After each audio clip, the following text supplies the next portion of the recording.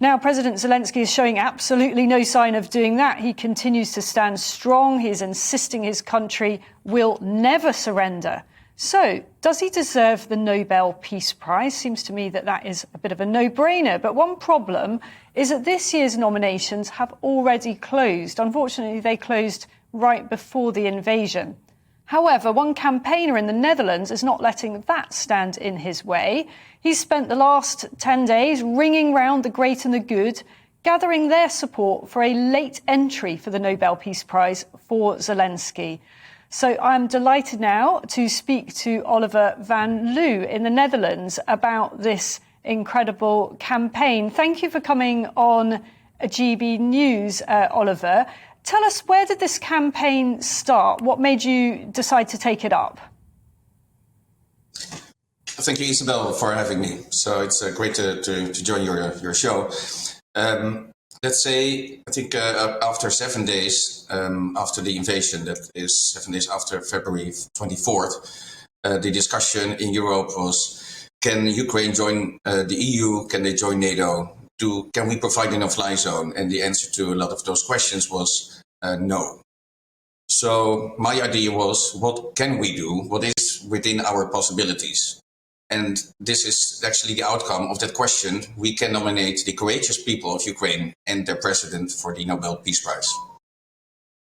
Is it President Zelenskyy, just him, that you want nominated, or is it also for the whole nation of Ukraine? Well, absolutely. I think the people of Ukraine, they show so much courage. They show that how much they value their freedom. And it's actually not only their freedom, it's also the freedom of Europe, or to say the freedom of the entire world. And therefore, I don't want to think for the Nobel Committee. I think it would be a break with their procedure if they would reopen the nomination procedure. So that's why we suggested to nominate the brave people of Ukraine and their president. And who have you managed to get on board with your campaign so far? I know you've been working incredibly hard. Your day job, you're a lobbyist, so you've got brilliant contacts. Tell us some of the names that have signed up to this campaign. Well, so far we have two former MEPs from the United Kingdom. That's Jackie Jones from the Labour Party, I think, and Dinesh Damali from the Liberal Democrats. And outside of the UK, we have former Prime Minister of Belgium, Guy Verhofstadt, the former Prime Minister of Lithuania, Andrius Kubilius, the former Prime Minister of Estonia, but also the former Euro Commissioner Neelie Kroes. And yesterday morning, I got a wake-up call by Jean-Claude Juncker, the former Prime Minister of Luxembourg and the President of the European Commission. Fantastic get for you to get Juncker on board and a number of very other prominent politicians. But in the UK, you mentioned a couple of former MEPs that perhaps aren't household names here. Surely you should be getting former Prime Ministers Tony Blair, Gordon Brown, Theresa May, David Cameron. Would you like to get them on board? Well, absolutely. And I think they should definitely join this list and this letter. I would be delighted to hear from them if they would support this letter, put their name on it. But also, I have to say, someone else who is also a hero in Ukraine is David Beckham. He's not a former prime minister, but what he did with donating or giving his Instagram account to a doctor in Kharkiv, that's brilliant. So if he's listening or watching, Mr. Beckham is very much welcome to sign a letter as well. Brilliant. Well, let's see if we can get that message through to David Beckham.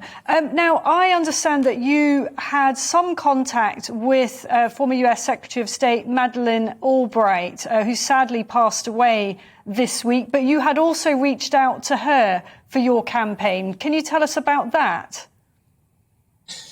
Yes, that's right. So I had a phone call with her last week, and which was such an honor to speak with such a powerful, important person in history. And she expressed her support for the initiative. She called it brilliant.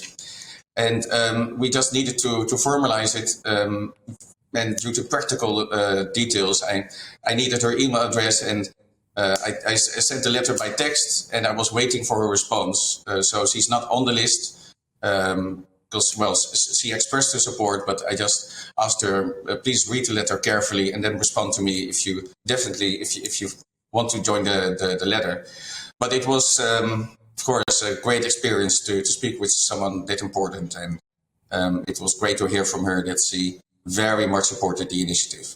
That's wonderful. Well, thank you so much for joining us to talk about that campaign, and we really look forward to hearing how it's getting on. I hope we can encourage some serious senior figures here to sign up to that too. I'm sure they'd be delighted to.